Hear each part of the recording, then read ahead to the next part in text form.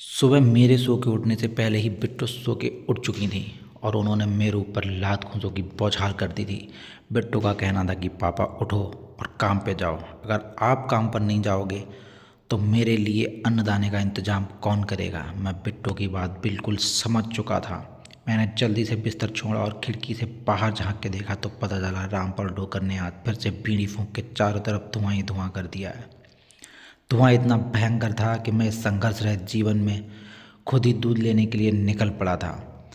मैंने बाहर देखा तो कोहरा इतना था कि बाज को चिड़िया नज़र नहीं आ रही थी। चिड़िया दाना खाने में मगन थी। तो मैंने सोचा क्यों ना मैं भी कोई गाना सुन लेता हूँ।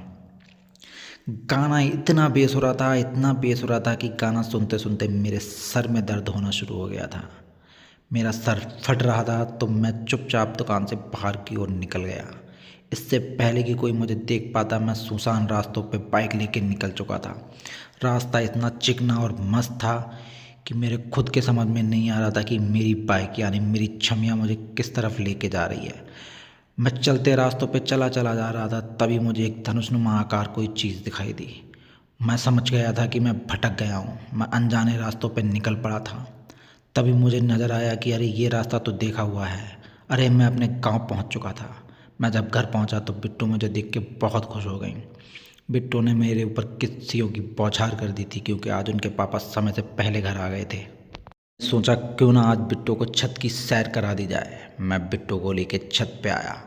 छत पे आते ही मुझे पता चल गया था कि रामपाल डोकर को किसी ने पेल दिया है। उन्होंने बीड़ी पीनी बंद कर दिया है, इसलिए चारों तरफ छाया हुआ धुआं अब खत्म हो चुका था।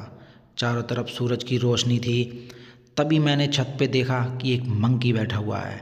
मंकी की मुझे देख के फट रही थी और मेरी मंकी को देख के फट रही थी। इससे पहले कि मैं छत से उतर के भाग पाता, बिट्टू बोली पापा रुको, मैं बंदरों को भगा के आती हूँ। और वो डंडा लेके बंदरों के पीछे भाग चुकी थी और सारी छत से उन्होंने बंदरों को गायब